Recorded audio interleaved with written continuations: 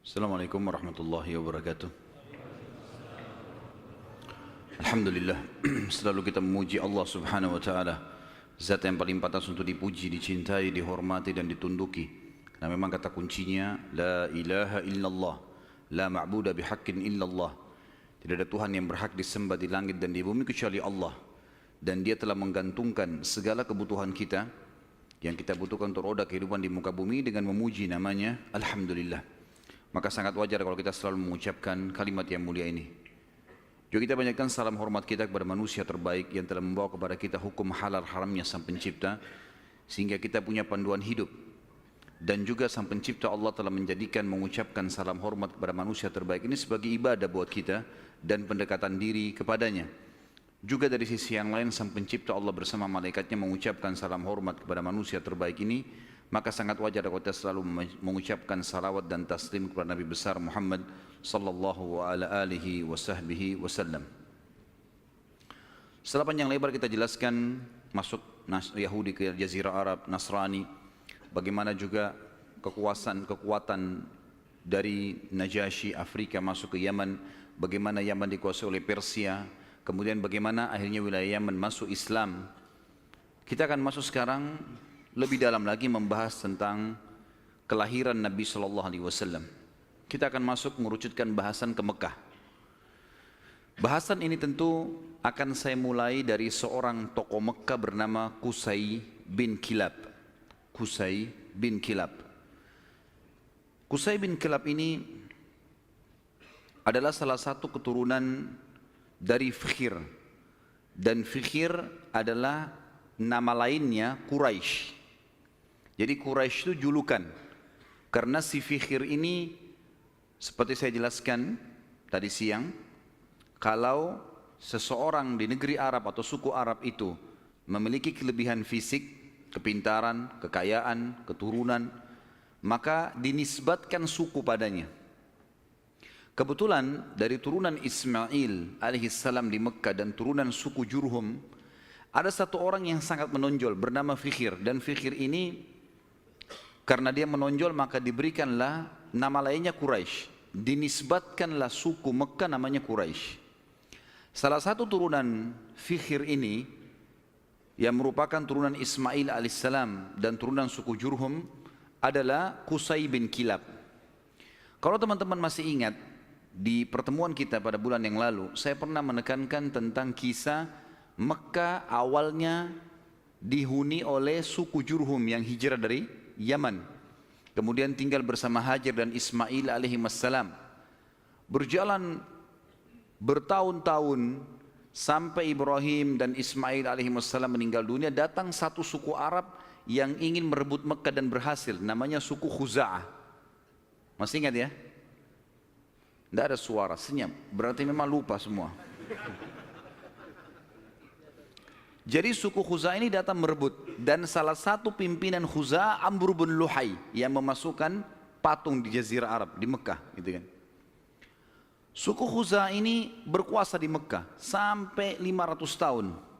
Dan pada saat Jurhum dikalahkan oleh Khuza'ah, suku Jurhum sempat menimbun air Zam-Zam. Jadi 500 tahun mereka memimpin di Mekah, nggak ada sama sekali air. Kita bahas sekarang tentang keadaan satu orang tokoh ini, karena kalau panjang kita ceritakan panjang lebar Mekah ini cukup panjang, tokoh-tokohnya banyak, tapi saya ingin mengerucutkan ke Qusay bin Kilab. Qusay bin Kilab ini salah satu turunan Jurhum dan turunan Ismail alaihissalam. Dia sempat berpikir, bagaimana bisa ini setelah 500 tahun ya? Bagaimana bisa Mekah ini yang tadinya dikuasai oleh suku dia Jurhum dan juga kakeknya Ismail alaihissalam direbut oleh Khuza'ah. Walaupun di Mekah itu suku Khuza'ah sama suku Jurhum sudah berbaur ya, karena sudah terlalu lama ratusan tahun, akhirnya mereka berbaur satu sama yang lain, tetapi tetap kekuasaan kerajaan di bawah kekuasaan Khuza'ah. Qusay bin Kilab lalu memperbaiki keadaan ekonominya. Dia berbisnis, dia berdagang, sampai Allah membukakan kekayaan yang sangat banyak. Pada saat itu teman-teman sekalian, Raja Mekah dari suku Khuza'ah bernama Hulail. Hulail ini memiliki seorang anak wanita, anak tertuanya, terkenal dengan kecantikannya, anak raja. Qusay bin Kilab datang dan melamar. Dan pada saat itu, dia orang kaya raya, dia punya kedudukan, dihormati di Mekah. Oleh Hulail diterima lamarannya. Selama ini, kalau suku Jurhum mau melamar suku Khuza'ah selalu ditolak umumnya. Karena memang ada persaingan dari dulu gitu kan. Mereka berbaur saling transaksi, kalau berdagang, bertetangga. Tapi pernikahan tidak. Pertama kalinya dari suku Jurhum diterima lamarannya. Itu adalah Qusay bin Kilab. Oleh Hulail, kepala suku sekaligus raja, kepala suku Khuza'ah sekaligus raja Mekah. Pada saat dia menikah dengan anaknya Hulail, Qusay ini menunjukkan yang terbaik, ya. Dia patuh, dia bantu mertuanya dan seterusnya, sampai mertuanya meninggal. Waktu mertuanya meninggal, Qusay menjalankan misinya. Dia lalu mengiklankan dan menobatkan diri menjadi raja Mekah pengganti mertuanya. Orang-orang yang dari suku Khuza'ah menolak. Bagaimana bisa kau jadi raja? Raja jelas dari Khuza'ah. Kamu dari Jurhum, enggak boleh gitu. Maka pada saat itu terjadi perseteruan. Sampai akhirnya Qusay meminta pertolongan dari orang-orang sesuku dengan dia dari Jurhum, dan Khuza'ah juga berkumpul. Akhirnya terbentuk dua pasukan dan terjadi peperangan besar di Mekah. Pertumpahan darah yang sangat besar dan banyak sekali korban pada saat itu. Pada saat mereka melihat korban banyak sekali teman-teman sekalian, maka tokoh-tokohnya termasuk Qusay bin Kilab dan anak-anaknya Hulail yang merupakan ipar-ipar dari Qusay sendiri, mereka akhirnya sepakat, kita harus ada penengah nih yang mengambil hukum supaya jelas siapa yang memimpin Mekah. Maka mereka akhirnya sepakat menunjuk satu orang yang dituakan di Mekah pada saat itu, dan memang umurnya sudah sangat tua. Orang ini namanya Ya'mur bin Auf. Ya'mur bin Auf, dia ditunjuk oleh orang-orang Quraisy dari Jurhum dan juga ditunjuk oleh orang-orang Khuza'ah, nunjuk, dan diambillah sumpah atas nama Allah, apapun keputusan Ya'mur harus diterima. Baiklah, Ya'mur pada saat itu umurnya 120 tahun, orang yang sangat tua dan dituakan sekali, dihormati.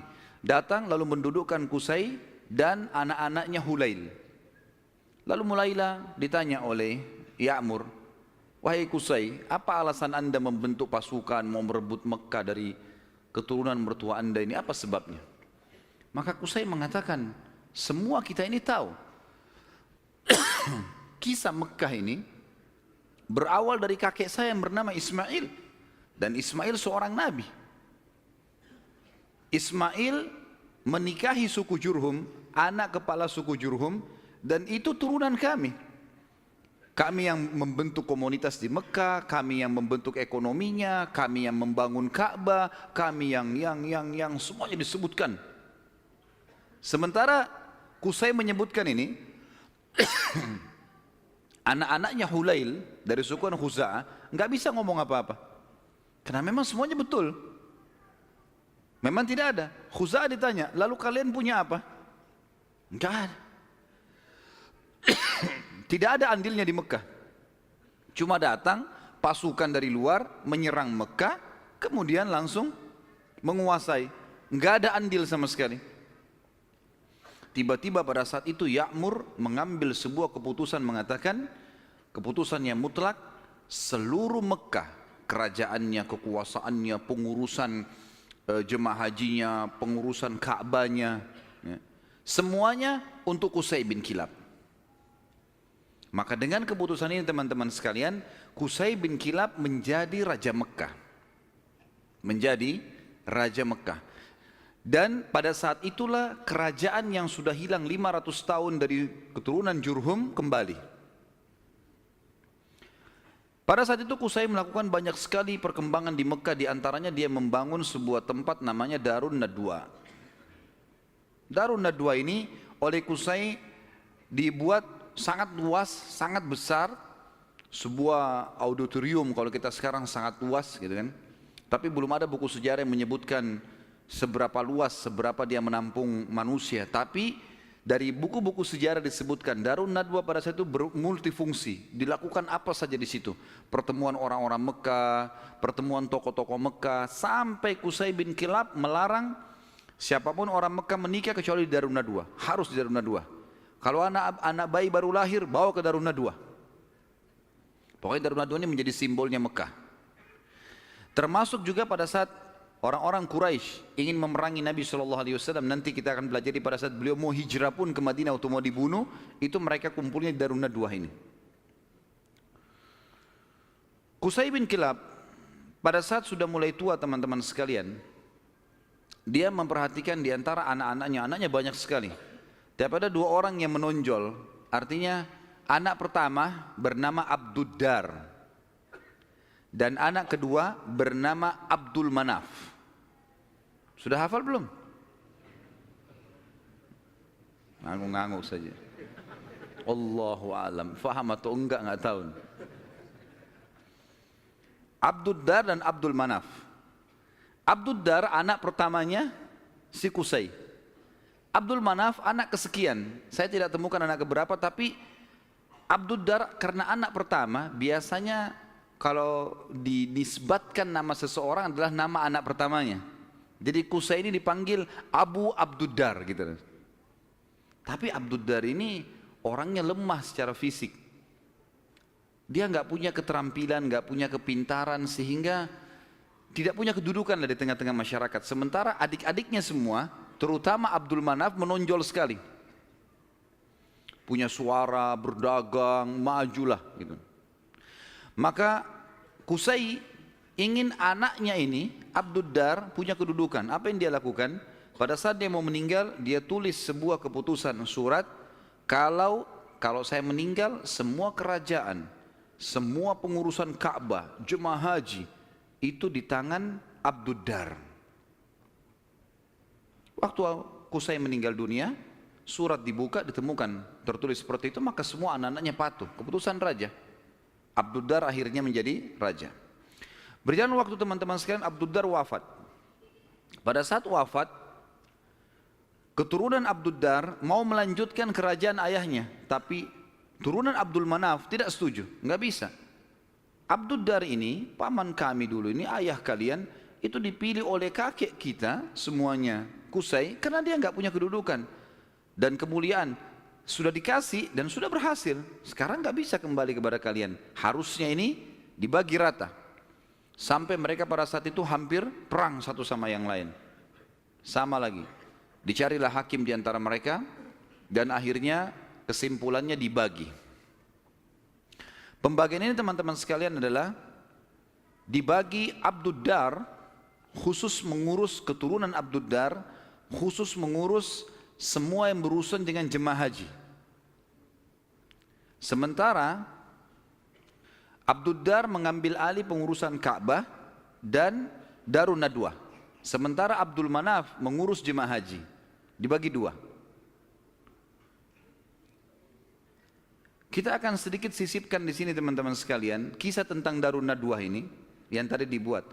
Kita tinggalkan dulu sebentar tadi sampai ke masalah sudah pembagian Mekah.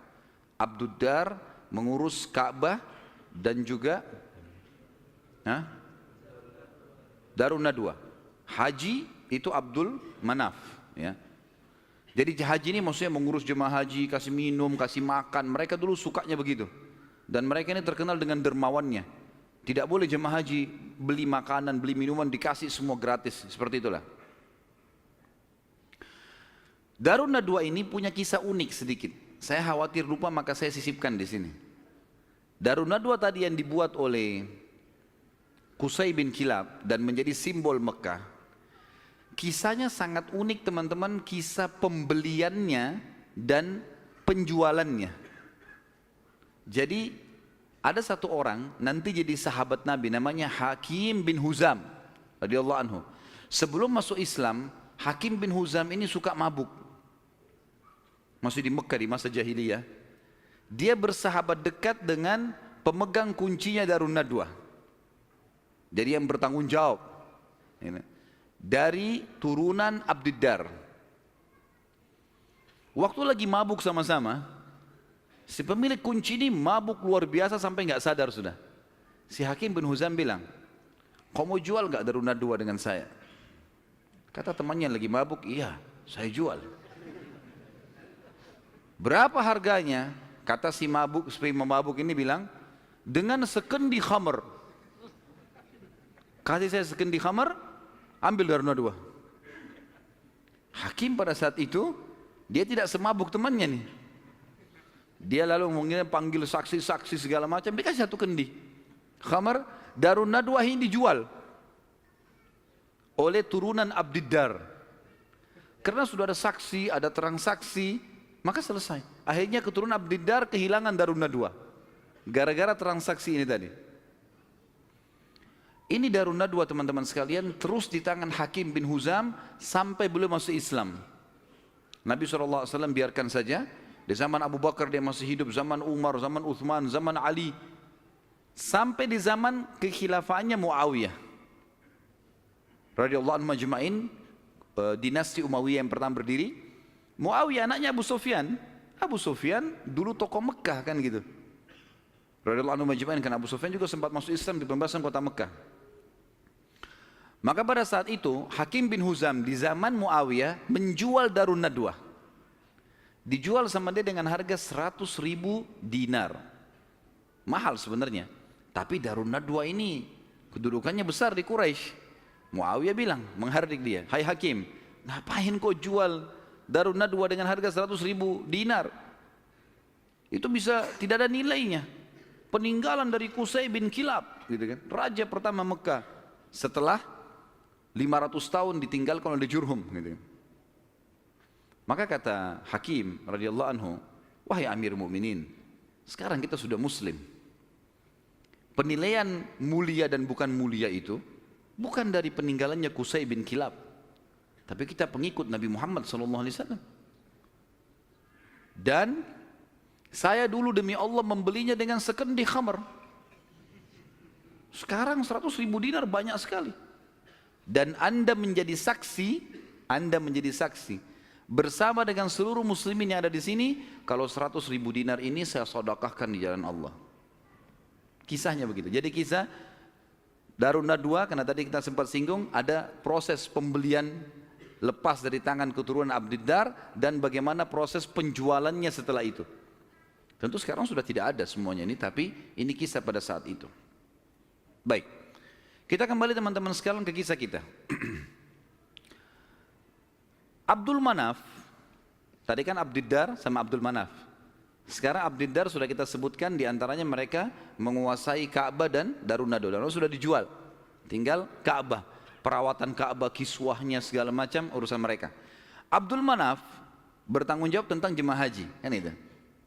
Abdul Manaf ini teman-teman sekalian punya seorang anak bernama Hashim.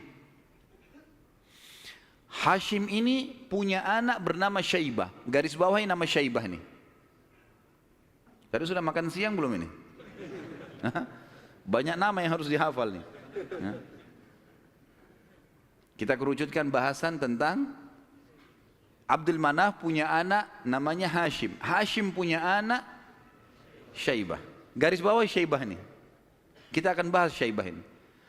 Hashim ini ayahnya Syaibah. Waktu menikah dengan istrinya, ibunya si Syaibah, karena mulianya, ini tradisi jahiliyah dulu ya, karena kedudukan si ibunya Syaibah ini tinggi di sukunya, anak kepala suku, maka ismah itu cerai di tangannya ibunya.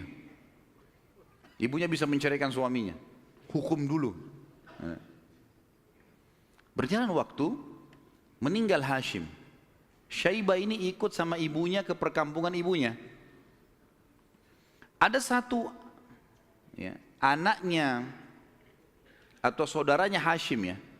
Saudaranya Hashim ini, jadi Abdul Manaf punya beberapa anak, diantaranya Hashim yang punya anak Syaibah, ada juga anaknya yang lain bernama Muttalib. Anaknya si Abdul Manaf ini. Muttalib ini namanya orang, ya. Muttalib ini datang ke perkampungan Syaibah, ibunya Syaibah, lalu dia berkata kepada ibunya, Ini ayahnya Hashim sudah meninggal, tapi anak ini keturunan Qusay bin Kilab. Ini turunan raja di Mekah. Jangan ditinggalkan di kampung sini. Ikut ke Mekah dengan saya. Siapa tahu nanti dia punya kedudukan di Mekah. Kata ibunya nggak bisa, ikut sama saya.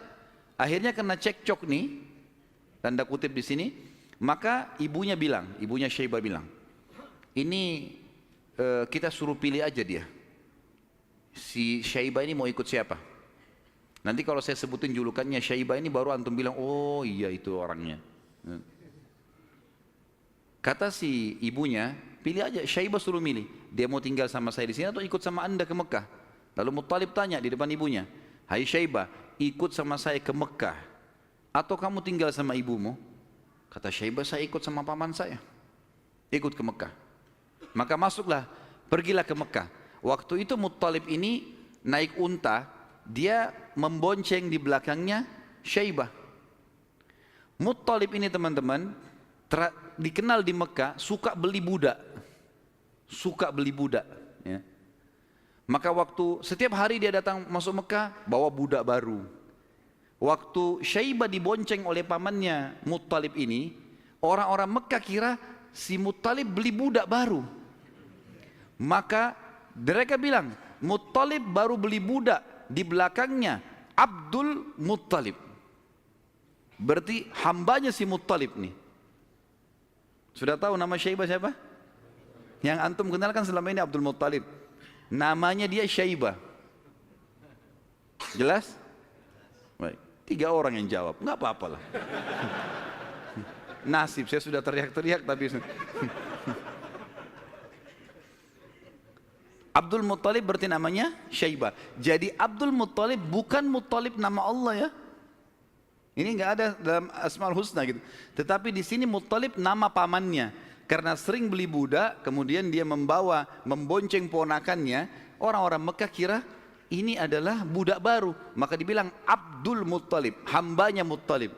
Tapi karena itu sudah menjadi buah bibir di Mekah, akhirnya terkenal dengan Abdul Muttalib. Baik,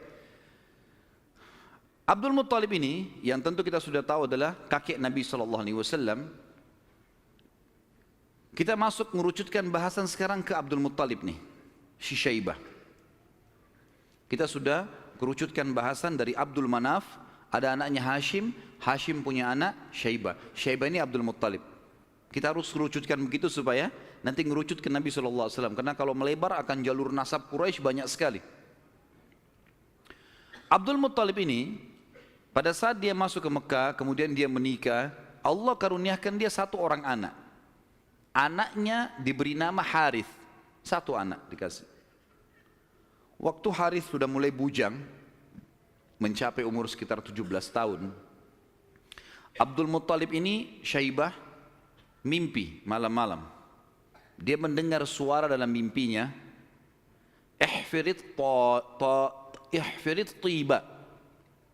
Maksudnya galilah tiba. Tiba itu sesuatu yang baik.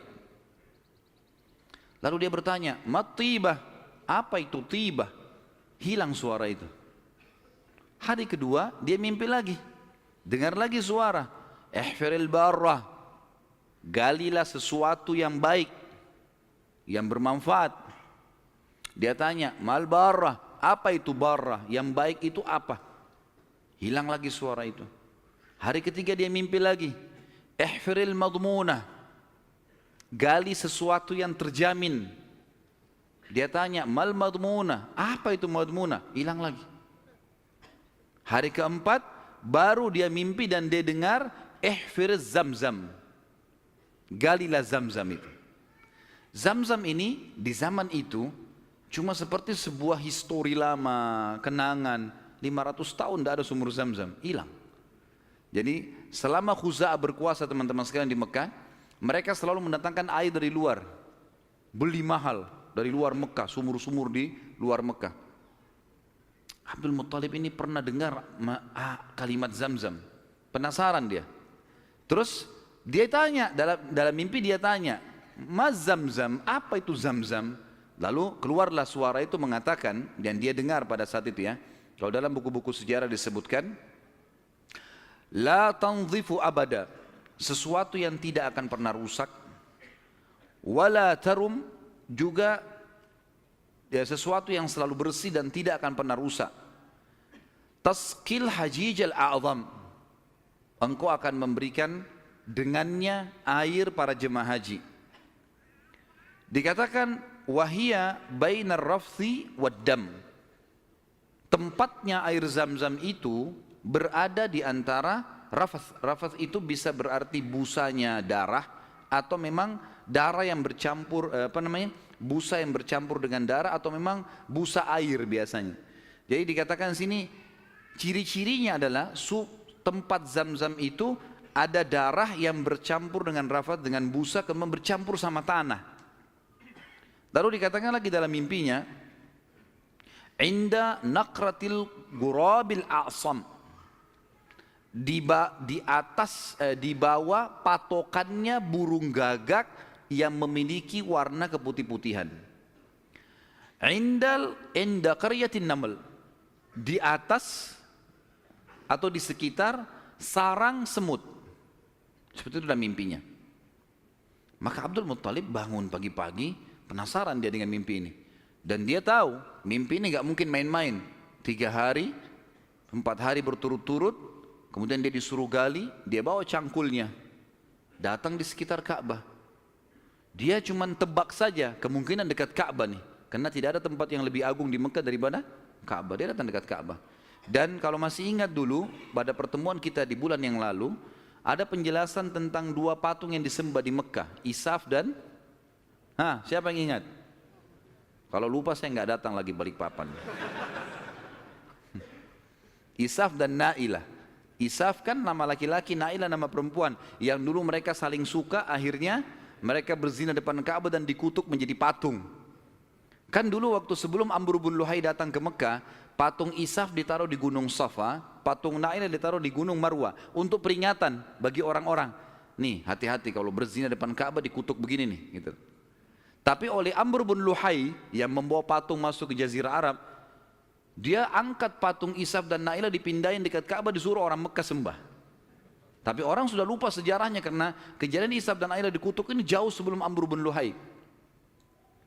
Ringkas cerita, di depan Ka'bah antara Hajar Aswad dengan Hijr Ismail itu ada patung Isaf dan Nailah. Ada satu suku Arab teman-teman sekalian datang ke situ antara Isaf dan Nailah nyembeli sapi. Tiba-tiba pada saat Abdul Muttalib lagi duduk, lagi memperhatikan ke arah Ka'bah di antara Isaf dan Nailah, kemudian ada orang nyembeli sapi. Waktu disembeli darahnya ngucur. Darah itu berbusa. Dan karena dia ngucur, jalan sampai berada di sekitar Isaf dan Nailah. Dia kurang lebih jangan dibayangkan ini Ka'bah, ini Hajar Aswad dan ini Hijr Ismail. Isaf dan Nailah itu ditaruh cukup jauh ya, agak berjarak antara Hajar Aswad jauh ke belakang dengan Hijr Ismail juga jauh. Jadi di kiri kanan ya. Tempat itu sangat luas. Jadi jangan difahami tadi ini misalnya Ka'bah kemudian di sini posisinya, tapi agak jauh di kiri kanan. Maka pada saat itu darah ini ngucur dari patung Isaf itu menuju ke tempat di tengah-tengah di situ. Pada saat itu di tengah-tengah. HP-nya siapa nih? Pada saat itu patungnya, darahnya ngalir, kemudian darah itu ngalir menuju ke tengah-tengah antara Isaf dan Nailah ini, dan ada seperti tempat agak turun di lembah Mekah kan waktu itu masih pasir, lalu darah itu berkumpul di situ. Jadi akhirnya darah sama pasir bercampur. Abdul Muttalib lihat ini isyarat pertama nih. Mimpinya kan tadi darah yang mengalir berbusa yang bercampur dengan tanah, gitu kan. Lalu kemudian dia dekatin tempat itu, darah yang berkumpul itu. Dia temukan tiba-tiba ada burung gagak yang berwarna hitam. Burung gagak biasanya warna hitam ya. Tapi kalau ada burung gagak yang di bagian sayapnya itu ada beberapa bulu warna putih, namanya a'sam dalam bahasa Arab, gurabil a'sam. Maka dia lihat ada burung gagak. Burung gagak ini mengepakin sayapnya dan mematuk-matuk di atas sekitar darah itu. Dia lihat isyarat yang kedua. Isyarat yang ketiga adalah di situ ada sarangnya semut. Dia lihat ke dekat kakinya, ternyata ada beberapa ekor semut yang menggigit kakinya dia. Dia melihat ada lubang di situ. Maka dia bilang kepada anaknya Harith, saya mau menggali di sini. Siapapun jangan mengganggu saya. Maka dia angkat cangkulnya. Tapi kita jangan lupa, ini depan Ka'bah. Orang-orang lagi banyak tawaf waktu itu, walaupun banyak berhala. Dia angkat cangkul, orang jadi bahan perhatian. Tokoh-tokoh Quraisy pada datang semua. Lalu tokoh-tokoh Quraisy mengatakan, hai Abdul Muttalib, apa yang kau lakukan nih? Kata Abdul Muttalib kepada Harith, singkirkan mereka dari saya, sibukkan. Jangan sampai mereka dekatin saya. Terus saja Harith menyibukkan orang-orang Quraisy dan Abdul Muttalib terus saja mencangkul sampai ujung cangkulnya menyentuh bibirnya sumur itu. Sumur Zam-Zam. Dan dengan kuasa Allah, airnya muncrat keluar. Pada saat airnya muncrat keluar, Abdul Muttalib mengatakan Allahu Akbar. Karena memang mereka menggunakan bahasa Arab dan kalimat Allahu Akbar itu sudah biasa mereka ucapkan, gitu kan? Maka orang-orang Quraisy tahu kalau Abdul Muttalib sudah dapat target dan mereka kaget waktu lihat air muncrat, air di depan Ka'bah. Selama ini selalu ambil dari luar. Ini kemuliaan abadi, gitu kan? Maka tiba-tiba orang Quraisy datang, hai Abdul Muttalib, air ini kita punya sama-sama. Kata Abdul Muttalib, dari mana sama-sama? Saya mimpi, saya yang cangkul, saya yang dapat. Dari mana kalian punya sama-sama nih? Ribut nih. Abdul Muttalib bilang, ini punya saya. Quraisy bilang enggak, dikeroyokin Abdul Muttalib pada saat itu. Ribut, akhirnya mereka sepakat panggil hakim lagi. Ini hakimnya nih, cari penengah. Bagaimana caranya supaya ini bisa ditengahi, gitu kan? Insya Allah masalah ditengahi ini kita lanjutkan habis sholat isya. Subhanakallahumma bihamdika asyhadu an la ilaha illa anta astaghfiruka wa atubu ilaik. Wassalamualaikum warahmatullahi wabarakatuh. Assalamualaikum warahmatullahi wabarakatuh. Alhamdulillah, wassalatu wassalamu ala Rasulillah. Kita lanjutkan bahasan kita. Akhirnya Abdul Muttalib setelah menemukan sumur Zam-Zam, orang-orang Quraisy tetap menuntut untuk dibagi. Dan Abdul Muttalib bertahan, nggak bisa nih. Saya mimpi, saya yang gali, saya yang temukan. Gimana kalian merasa punya hak di situ? Ribut, akhirnya dicarilah penengah. Dan pada saat itu mereka tidak lagi ke Ya'mur, tapi mereka pergi ke dukun Bani Sa'idah. Ada satu dukun wanita di Madinah, waktu itu disegani. Dan memang pada saat itu dukun-dukun ini luar biasa pengaruhnya. Pergilah Abdul Muttalib bersama dengan tokoh-tokoh Quraisy. Saya tidak temukan jumlah mereka berapa orang, tapi yang jelas mereka semuanya pergi ke sana. Tiba di kota Madinah, ternyata dukun tersebut pergi ke Khaybar, wilayah lain. Nanti akan ada bahasan masalah Khaybar, tapi yang jelas pergi ke Khaybar. Abdul Muttalib sepakat dengan teman-temannya, kejar aja tuh, kita ke Khaybar. Antara Madinah sama Khaybar cukup jauh dan ada padang pasir yang luas sekali. Mereka belum pernah ke Khaybar sebelumnya, jadi masih menerka-nerka jalan. Di tengah jalan mereka kehabisan air. Mau balik ke Madinah jaraknya jauh. Mau menuju ke Khaybar belum jelas tujuannya. Air habis. Panas lagi sangat terik pada saat itu. Mereka bermusyawarah, kira-kira bagaimana jalan keluarnya nih? Akhirnya orang-orang Quraisy selain Abdul Muttalib sepakat mengatakan, kayaknya kita pasti mati nih. Nggak ada air. Kembali ke Madinah bisa mati tengah jalan, menuju ke Khaybar juga nggak jelas bisa mati tengah jalan. Ya sudahlah, kita pasti mati, lebih baik kita gali kubur saja. Riwayatnya begitu, kisahnya begitu. Gali kubur. Dari sekian orang ini, nanti setiap siapa yang mati duluan dikubur oleh temannya. Minimal nanti ada satu orang yang tidak tertutup kuburannya, yang lain semua tertutup. Akhirnya mereka pada gali kuburan, kecuali Abdul Muttalib nih. Abdul Muttalib bilang ini bukan ide yang tepat nih. Masa kita menyerah? Lebih baik coba kita cari jalan. Teman-temannya bilang percuma, mau kemana? Abdul Muttalib naik ke atas untanya. Begitu untanya bergerak, dari pijakan kakinya untanya Abdul Muttalib keluar muncrat air di padang pasir itu. Keluar mata air. Lalu Abdul Muttalib melihat, dia turun dari untanya, dia minum airnya, untanya dikasih, lalu diajak teman-temannya, ayo ini ada air, minum. Teman-temannya heran, di padang pasir ada air. Maka akhirnya mereka sepakat mengatakan, demi Allah yang telah memberikan, demi Allah sungguh ya, yang telah memberikan air kamu di sini, Allah Subhanahu wa taala, dialah yang telah memberikan kamu air Zam-Zam. Zam-Zam punya kau, hai Abdul Muttalib. Gara-gara ini akhirnya Zam-Zam jadi miliknya Abdul Muttalib. Dan Abdul Muttalib keturunan dari Abdul Manaf. Sementara memang dasarnya Abdul Manaf tadi sudah saya jelaskan, mereka bertugas memberikan makanan dan minuman jemaah haji. Sehingga sekarang mereka tidak perlu lagi mengambil air dari luar, tapi mereka sudah punya mata air Zam-Zam. Dan sebagian ahli sejarah menanggapi mengatakan, Allah yang maha tinggi dan maha pemurah memudahkan mata air Zam-Zam ditemukan kembali oleh Abdul Muttalib, karena memang suku ini dari turunan Abdul Manaf bertugas untuk memberikan minum dan makan jemaah haji. Maka karena itu Allah Subhanahu wa taala kasih. Makanya tadi dalam salah satu perkataan dan pernyataan dalam mimpi, Taski Hajijal A'zam, engkau akan memberikan minum jemaah haji yang banyak, gitu kan. Jadi bukan karena Abdul Muttalibnya, tapi karena memang waktu itu diberikan untuk jemaah haji umumnya. Baik, baliklah Abdul Muttalib ke Mekah, dan akhirnya pada saat itu Abdul Muttalib dinobatkan secara tidak langsung sebagai Raja Mekah. Kenapa saya katakan tidak langsung? Karena pada saat itu Quraisy sepakat di Mekah itu semua kepala suku bisa memimpin. Bisa memimpin. Tidak harus fokus ke turunan Abdul Manaf atau Abdul Dar, tapi mereka Abdul Manaf Abdul Dar ini mereka yang memegang Ka'bah, memegang urusan haji dan jemaah haji, minum dan makannya ini. Tapi pasukan segala macam ini boleh dari mana saja. Tapi dengan kejadian Abdul Muttalib menemukan air Zam-Zam, maka terkerucut lagi masalah orang-orang Mekah.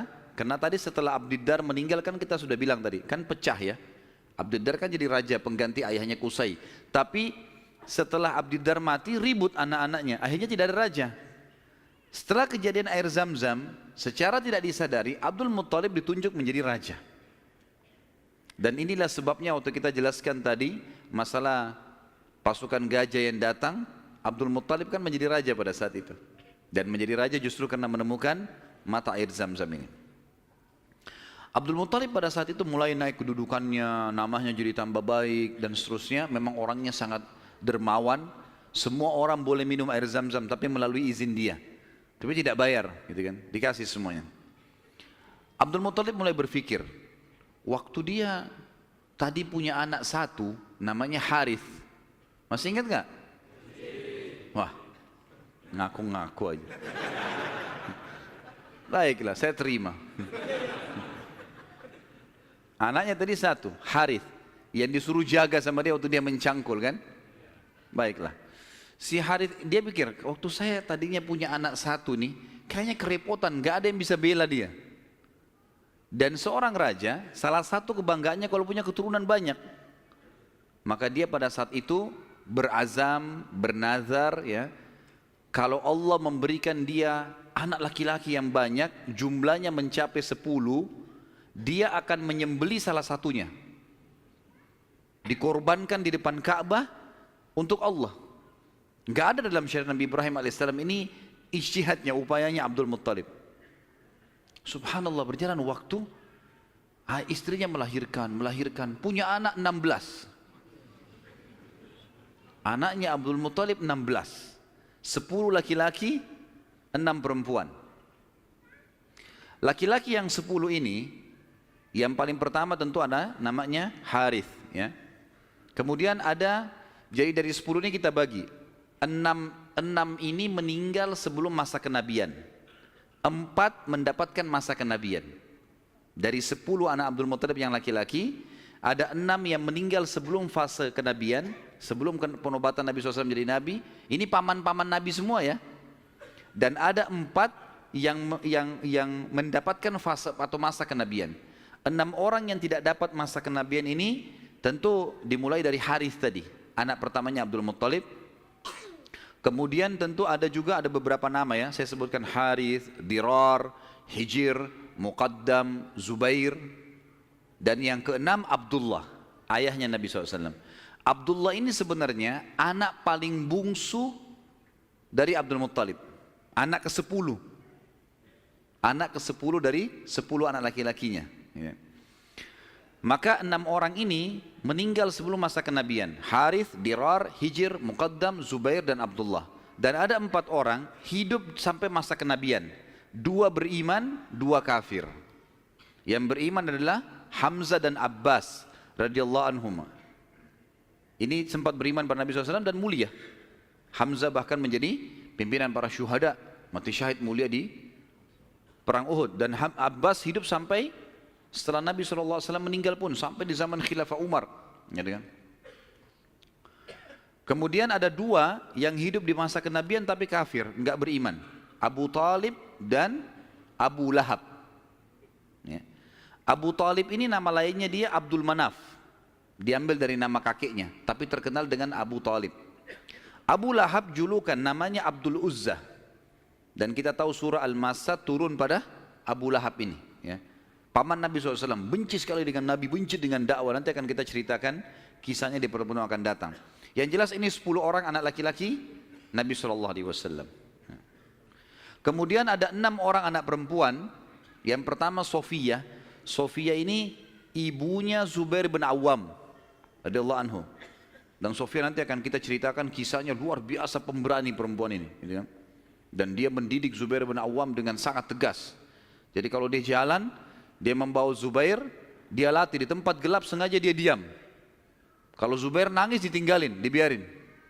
Karena mau dilatih. Orang-orang semua pada hardik, hai Sofia, kenapa kau gitu kan anakmu? Saya mau dia jadi pemberani. Dan betul-betul jadi pemberani Zubair.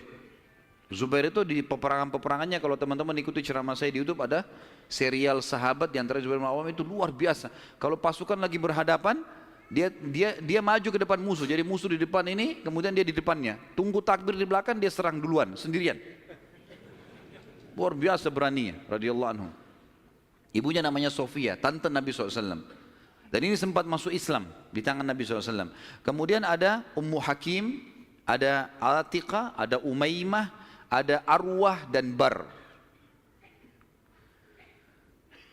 Kita masuk sekarang ke masalah, kembali ke mana Abdul Muttalib. Abdul Muttalib ini anak terakhirnya yang ke-10 adalah Abdullah. Dan itu ayah Nabi SAW. Abdul Muttalib kan tadi sudah saya bilang dia nazar, kalau punya 10 anak laki-laki, dia akan korbankan salah satunya kan. Lalu dia datang ke dukun di Mekah, dan dia berkata pada dukun itu, acaklah nama anak-anak saya. Tradisi mereka pada saat itu suka sekali mengundi nasib. Kalau di dalam agama kita disebutkan tradisi mereka namanya tatayur, menggandun nasib sama benda atau sama burung. Orang-orang Arab itu kalau orang Quraisy dulu, mereka kalau mau safar, mereka ambil bulu, kemudian mereka tulis safar. Bulu yang kedua tidak safar, bulu ketiga kosong. Dimasukin dalam kotak, kemudian dia ambil salah satunya tidak sambil tidak dilihat. Kalau keluar kata-kata safar, dia yakin di perjalanannya aman. Tradisi jahiliyah, mereka salah pada saat itu tentunya. Kemudian kalau keluar tidak safar, mereka tidak boleh safar. Kalau mereka safar berarti kena musibah. Kalau keluar bulu yang tidak ada tulisannya, maka dia ulangi. Ada cara yang lain sampai dapat safar atau tidak safar ya. Kalau ada tradisi yang lain adalah kalau mengacak nama, maka mereka menulis nama di batu, lalu batu ini dibalik, kemudian ditaruh lalu diacak, dikeluarkanlah. Kalau mereka butuh sesuatu dengan cara seperti itu. Ya. Dan ini ditarik dalam hampir setiap kehidupan mereka, mau beli rumah, mau apa saja selalu ditulis di batu, terus diacak di batu, itu mungkin dinasib dengan itu. Abdul Muttalib datang kepada satu dukun mengatakan tulis nama anak-anak saya laki-laki ini. Semua dari Harith sampai Abdullah. Tulis semuanya 10 orang, acak. Siapa yang keluar namanya itu yang saya korbankan. Dan kalau nama Abdullah selamat tidak keluar, maka saya langsung eksekusi. Karena Abdullah anak paling bungsu dan paling disayang oleh ayahnya Abdul Muttalib. Seperti itulah. Baik, diacaklah batu ini. Diambil batu, keluar namanya Abdullah. Abdul Muttalib berat sebenarnya. Ini anak paling bungsu disayang. Musyawarah sama anak-anaknya gimana? Nggak apa-apa ya, acak aja lagi. Acak lagi. Yang kedua kali namanya Abdullah lagi. Sampai 3 kali. Namanya Abdullah terus yang diambil, keluar. Padahal ini batu diacak 10 nama. Kata Abdul Muttalib, berarti sudah memang anak ini nasibnya. Bawa Abdullah. Dibawalah Abdullah ini ke depan Ka'bah, ditaruh di atas sebuah batu. Biasanya mereka taruh di situ sembelihan, taruh kambing, taruh apa dipegang di atas batu itu, baru mereka sembelih untuk berhala-berhala gitu kan. Ditaruhlah Abdullah, mau disembelih sama dia. Ikat tangannya, ikat kakinya, angkat pedang, mau disembelih. Orang-orang Quraisy lihat, apalagi yang Abdul Muttalib buat nih. Datang tanya, hai Abdul Muttalib, apa yang kau lakukan? Saya sudah nazar, kalau Allah kasih saya 10 anak, saya sembelih salah satunya. Dan saya sudah acak nama-nama anak-anak saya yang keluar anak ini. Saya mau jalankan nazar saya. Orang-orang Quraisy bilang, gak bisa, jangan. Mereka berusaha tahan. Akhirnya Abdullah ini ditarik-tarik. Sampai akhirnya karena ditarik-tarik, ada orang Quraisy yang sempat menarik bagian badannya dan ada yang menarik kupingnya sampai kuping Abdullah itu sempat luka. Maka ada julukan sendiri dikatakan Abdullah yang luka kupingnya, gitu. Ayah Nabi SAW. Baik. Pada saat itu orang-orang Quraisy mengatakan, wahai Abdul Muttalib, sadarlah, kalau kau lakukan ini sementara kamu adalah tokoh masyarakat di Mekah, maka akan menjadi sebuah tradisi nanti ini. Akhirnya setiap orang punya 10 anak laki-laki, satu disembelih. Dan apa kenikmatannya orang kalau sudah punya anak disembelih gitu? Jangan dilakukan. Mari kita berhukum lagi. Cari hakim. Kembali kepada wanita dukun di Madinah, suku Sa'idah tadi. Yang tadi pada saat pertama mau cari air Zam-Zam, mau miliknya siapa air Zam-Zam, kan mereka ke Madinah. Tapi dukunnya kan pergi ke Khaybar, nggak ketemu. Tidak sempat ketemu, akhirnya dapat air dari telapak kaki untanya Abdul Muttalib. Sekarang enggak, mereka pergi lagi ke sana ke Madinah, ketemu sama dukun itu. Tanya, bagaimana nih? Tentu ini bukan kita sedang mempromosikan dukun, dukun haram dalam agama. Setelah Islam datang enggak ada dukun ini. Kata Nabi SAW, siapa yang datang kepada dukun bertanya saja, bertanya. Terka tangannya, terka apa segala macam, tidak diterima sholatnya 40 hari. Yang datang bertanya percaya kufur kepada apa yang diturunkan kepada Muhammad SAW. Tapi kita sedang merentet histori pada zaman itu ya. Baik, pada saat itu teman-teman sekalian, dukun ini tanya, berapa dia? Dia itu denda. Berapa dendanya orang di Mekah Quraisy kalau ada yang membunuh? Kata Abdul Muttalib, 10 ekor unta. Jadi kalau orang membunuh, supaya dia tidak dibunuh, dia harus bayar ke walinya orang yang dibunuh 10 ekor unta. Kata si dukun, tulis namanya Abdullah di batu, tulis juga 10 ekor unta di batu yang lain. Balik, acak. Ini ngundi nasib terus ini. Acak. Waktu diacak, kata dukunnya, kalau keluar namanya Abdullah, supaya Abdullah selamat, tambah batu yang ketiga, tulis 10 ekor unta lagi. Sampai Abdullah selamat. Kalau keluar nama unta, nah baru untanya, baru Abdullah selamat. Ditaruh batu 10 ekor unta sama Abdullah, diacak namanya Abdullah keluar. Tambah batu, 20 ekor unta sekarang, 10, setiap batu 10 ya. 10 ekor unta batu kedua, keluar lagi namanya Abdullah. Terus sampai 10 batu. Sampai akhirnya ada 10 batu, semuanya tertulis 10 unta, satu namanya Abdullah. Waktu diacak setelah 10, diangkat keluar namanya Abdullah. Dan ini pastilah 10 batu semuanya unta, gitu kan. Semestinya secara rasional gitu ya. Tapi ini pada saat itu keyakinan orang. Abdul Muttalib bilang, saya nggak percaya, saya belum puas nih. Coba acak lagi, diacak lagi, diambil unta sampai 3 kali. Kata Abdul Muttalib, baiklah. Kalau begitu saya akan sembelih itu 100 ekor unta. 100 ekor unta. Karena setiap batu 10, ada 10 batu, maka 100 ekor unta. Pada saat itu akhirnya dengan kejadian ini Abdullah selamat dari sembelihan atau dikurbankan. Dan Nabi SAW berkata dalam sebuah hadis, Ana ibnu Zabihain, saya keturunan dari 2 orang yang hampir disembelih. Ismail alaihissalam oleh ayahnya Ibrahim dan Abdullah oleh ayahnya Abdul Muttalib. Baik, berjalan waktu teman-teman sekalian, Abdullah tumbuh besar dan mulai menjadi seorang pemuda yang cerdas, yang pintar, membantu ayahnya.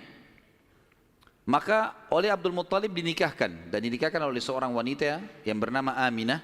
Dan Aminah dari turunan Abdul Manaf juga, jadi satu jalur, masih sepupu dengan Abdullah. Hanya saja dari Aminah ini, dari paman-pamannya Aminah itu dari penduduk asli Madinah, dari Aus dan Khazraj, dari suku Ansar di Madinah. Maka Nabi SAW di sini memiliki jalur dari 2 kota suci, Mekkah dan Madinah. Pada saat sudah selesai melahirkan, baru menikah, beberapa hari kemudian ada tanda-tanda kehamilan di Aminah. Kemudian Aminah pun sempat melihat di dalam mimpinya pada saat akan melahirkan atau pada saat hamil besar, melihat dalam mimpinya ia bermimpi bayi dalam kandungannya ini menyebarkan cahaya, dan cahaya itu menyebar ke seluruh muka bumi. Sebagian athar menyebutkan sampai ke Busra. Busra ini wilayah Irak sana, wilayah Persia gitu. Dan dia juga mimpi mengucapkan dalam mimpinya kalimat u'idzuhu billahil azim min kulli syarrin wa min kulli ainin wa min kulli hasid. Wa min kulli hasid. Tidak ada kata-kata ainnya. Artinya aku berlindung kepada Allah yang Maha Agung untuk bayi ini dari semua keburukan dan iri dengki orang lain. Berjalanlah hamil tersebut. Pada saat berumur beberapa bulan, ada sebagian ahli sejarah menyebutkan sekitar 6 bulan hamilnya Aminah di Nabi SAW dalam kandungan beliau, maka meninggallah Abdullah. Maka Nabi SAW jadi yatim sebelum lahir. Setelah itu Nabi SAW lahir, yang paling banyak dinukil oleh para ahli sejarah 12 Rabiul Awal di tahun gajah. Sudah kita sebutkan tadi, tahun gajah kejadian Ashabul Fil, dan tepatnya 50 hari setelah kejadian gajah itu, penghancuran gajah, 50 harinya disitulah lahir Nabi sallallahu alaihi wasallam. Ada yang perlu kita sebutkan teman-teman sekalian, walaupun sebenarnya menyebutkan ini bukan berarti Nabi SAW membutuhkannya, tidak sama sekali. Nabi SAW jauh lebih mulia daripada tanda-tanda ini. Tapi pada saat beliau lahir, ternukillah di Mekah, di Madinah, beberapa kejadian yang memang ahli sejarah angkat. Yang pertama, kejadian yang unik pada saat Nabi SAW lahir adalah terlihatnya bintang Ahmad namanya. Apa itu bintang Ahmad? Orang-orang Yahudi yang ada di Madinah itu meyakini kalau Nabi terakhir yang mereka tunggu di Madinah keluar itu, kalau dia lahir akan kelihatan bintang yang mereka istilahkan dengan bintang Ahmad, dan mereka mengukir-ngukir bintang itu sesuai dengan keterangan dari Taurat. Seperti itulah pemahamannya pada saat itu. Allahu alam tentang masalah kebenaran masalah bintang ini, tapi yang jelas kebenaran bintang itu bisa dipercaya atau tidak, karena kita dalam Islam tahunya bintang nggak boleh dipercaya gitu kan. Tapi ini pada saat itu dinukil oleh Hassan ibn Thabit radhiyallahu anhu, penyair Nabi SAW. Kebetulan umurnya dia beda 7 tahun dengan Nabi SAW. Beliau mengatakan setelah masuk Islam, setelah Nabi SAW hijrah ke Madinah, beliau mengatakan pada hari Nabi SAW lahir, aku kebetulan berada di salah satu benteng Yahudi, dan naiklah di malam hari kebetulan salah satu pendeta Yahudi lalu teriak dengan suara keras, wahai Yahudi, hai sekalian kaum Yahudi, sungguh telah terlihat pada malam ini bintangnya Ahmad, dan tidak terlihat kecuali pada saat ia lahir. Dan menurut Hassan ibn Thabit radhiyallahu anhu, memang umurnya beda 7 tahun dengan Nabi SAW, dan pada hari itu memang hari kelahiran baginda Nabi SAW. Yang kedua dinukil oleh para ulama tentang masalah kejadian-kejadian unik adalah Nabi SAW pada saat lagi Aminah melahirkan, maka dikatakan melahirkan tanpa ada rasa kesulitan sedikit pun, jadi sangat mudah. Bahkan sebagian athar menyebutkan Aminah tidak dibantu oleh orang. Tiba-tiba Nabi SAW keluar begitu saja. Dan yang ketiga, pada saat lahir, maka Nabi SAW dalam kondisi mengangkat kepalanya ke langit, seakan-akan orang yang sedang berdoa. Yang keempat, Nabi SAW lahir dalam kondisi sudah terkhitan. Sudah terkhitan. Yang kelima, Nabi SAW lahir juga tanpa terbebani lagi dengan sisa tali pusar, udah nggak ada. Lahir sudah terkhitan, ya, lahir sudah tidak ada tali pusarnya. Sampai poin di sini, sampai poin kelima ini, 4 poin ya, karena poin pertama tadi itu kejadian di Madinah. Jadi 4 poin ini, Aminah melahirkan dengan sangat mudah, Nabi SAW seperti berdoa ke langit, kemudian terkhitan, kemudian tali pusarnya sudah terlepas. Maka Abdul Muttalib, kakeknya, bangga sekali datang, sangat senang pada saat itu. Dia berkata, sungguh pada cucuku atau anakku ini ada perkara besar. Lalu Abdul Muttalib pun membawa bayi Nabi SAW ke Ka'bah saat baru lahir, dan ia yang memberi nama Muhammad. yang memberi nama Muhammad. Baik, ada sedikit rahasia masalah nama Muhammad ini. Perlu teman-teman tahu, nama Muhammad sebelum Nabi Muhammad SAW tidak dikenal oleh orang-orang Arab. Gak ada satupun orang Arab bernama Muhammad pada saat itu, belum ada. Terus dari mana nama ini? Kok Abdul Muttalib bisa berikan nama cucunya? Ada kisahnya. Jauh sebelum lahir Nabi SAW, Abdul Muttalib pernah jalan-jalan ke negeri Syam bersama dengan 3 orang sahabatnya. Yang pertama Sulaiman bin Mujazi', salah satu kepala suku di Mekah. Yang kedua Hulayla bin Hajij. Dan yang ketiga Himran bin Rabi'ah. 3 orang ini bersama Abdul Muttalib, 4 orang ini pergi ke negeri Syam. Pas tiba di negeri Syam, ada salah satu pendeta Nasrani menemui mereka lalu berkata, kalian dari mana? Kata Abdul Muttalib, dari Jazirah Arab. Dari mana tempatnya? Dari kota Mekah. Kata pendeta itu, dari kota kalian nanti akan keluar Nabi terakhir. Dan Nabi terakhir itu bernama Muhammad. Kata Abdul Muttalib, dari mana engkau tahu itu semua? Dia bilang, dari kitab kami. Dalam Injil disebutkan. Namanya Muhammad. Maka keempat orang ini bertekad pada saat itu untuk memberikan nama kalau mereka dikaruniai anak setelah itu atau cucu, Muhammad. Dan dari 4 orang ini pada saat balik ke Mekah, orang yang pertama mendapatkan cucu laki-laki adalah Abdul Muttalib. Itulah Nabi Muhammad SAW. Maka dia pun mengangkat bayi Nabi SAW lalu keliling di dekat Ka'bah lalu mengatakan, anak ini memiliki perkara yang besar, aku memberikan nama Muhammad, aku memberikan nama Muhammad. Terus dia mengucapkan kalimat itu. Kemudian selanjutnya teman-teman sekalian, yang keenam adalah goncangnya istana Kisra di Persia dan rubuhnya 14 teras istananya. Jadi ada teras-terasnya istana itu rubuh semua tanpa sebab, rusak semuanya. Pada saat melihat kejadian tersebut, Kisra sempat khawatir, lalu dia bertanya kepada para peramal-peramalnya lah, dukun-dukunnya segala.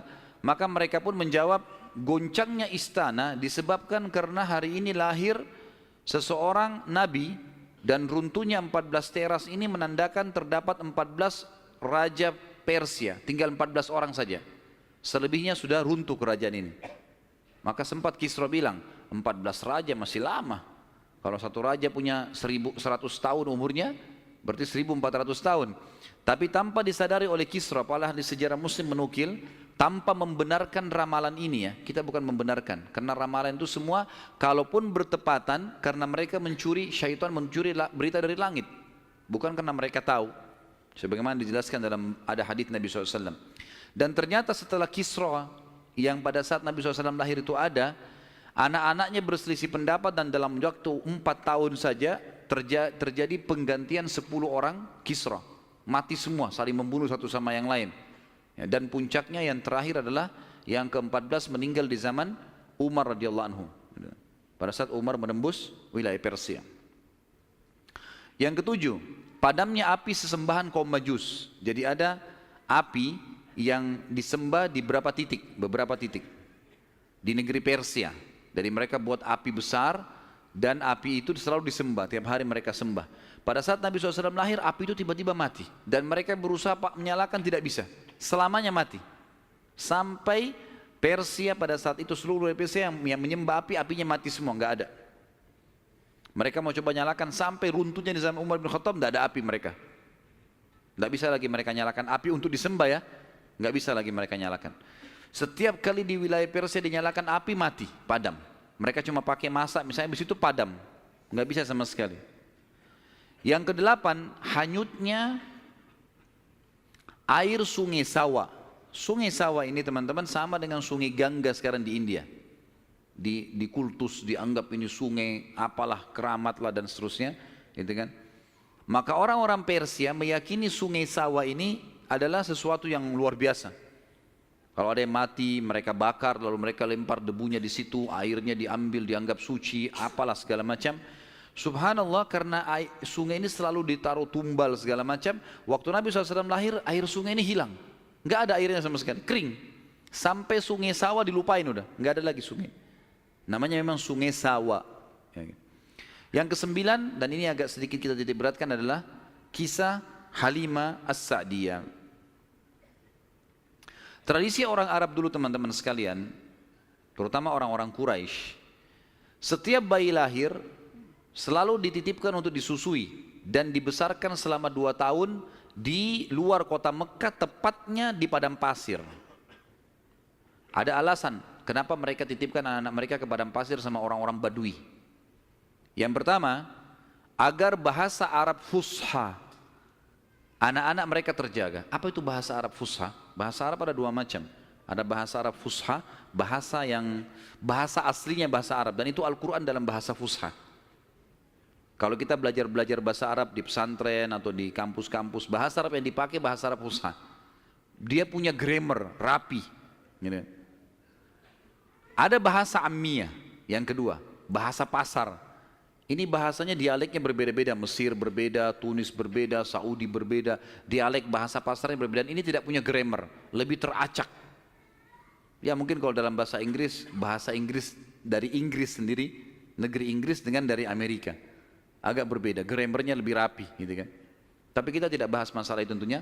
Yang jelas orang-orang Quraisy untuk menjaga bahasa fusha, maka mereka menitipkan anak mereka ke Badui, karena orang Badui masih pakai bahasa fusha. Sementara penduduk asli Mekah pada saat itu sudah sering lalu-lalang jemaah haji. Jemaah haji ini dari berbagai wilayah.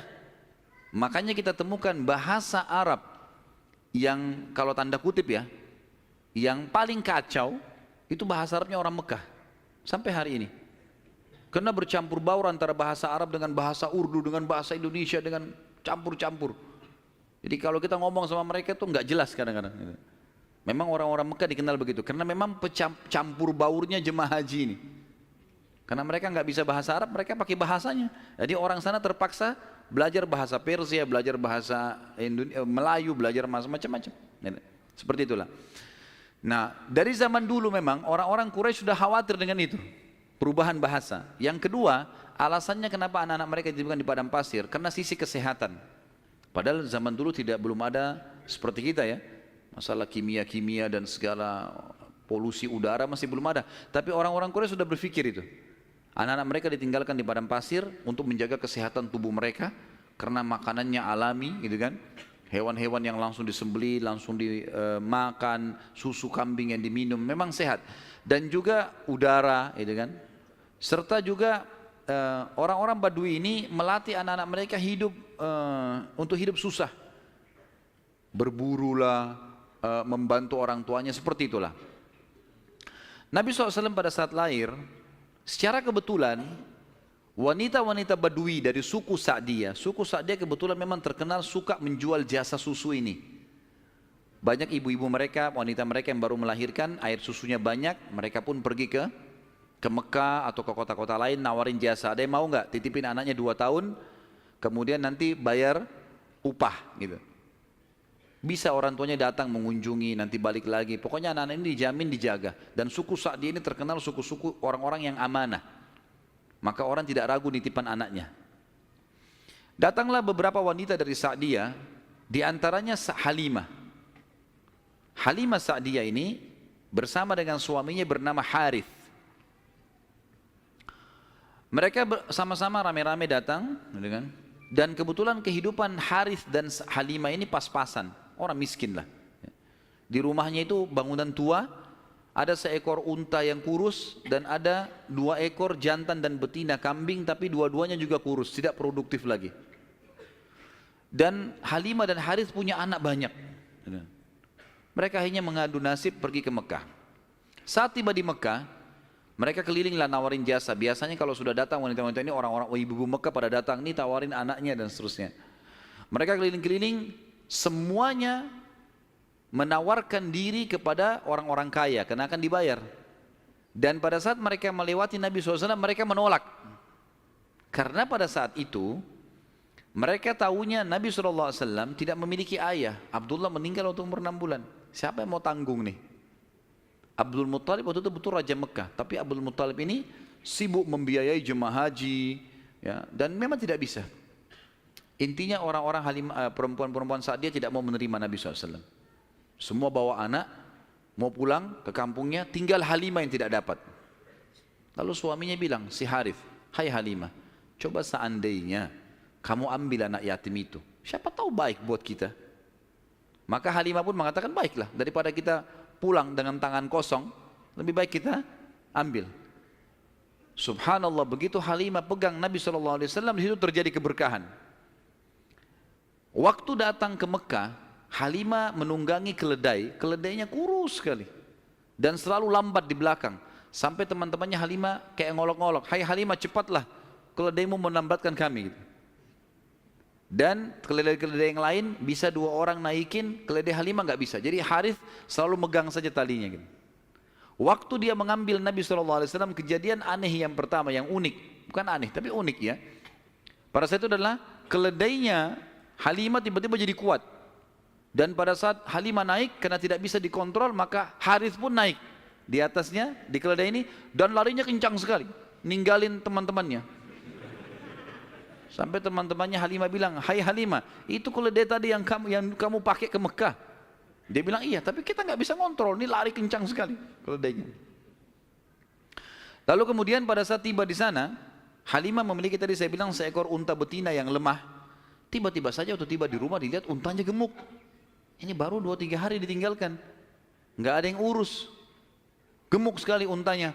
Dan tiba-tiba saja unta betina itu punya kantong susu yang penuh, sehingga Halimah sama Harith memerahnya, dan setiap habis diperah penuh lagi. Biasanya unta butuh makan, minum dulu baru penuh, ini enggak, setiap habis diperah penuh lagi.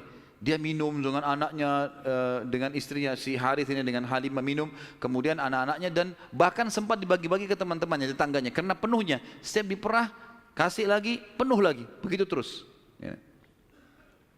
Kemudian 2 kambing, jantan dan betina yang kurus juga tadi, tiba-tiba gemuk, dan tiba-tiba betinanya hamil dan punya anak, dan akhirnya menjadi banyak.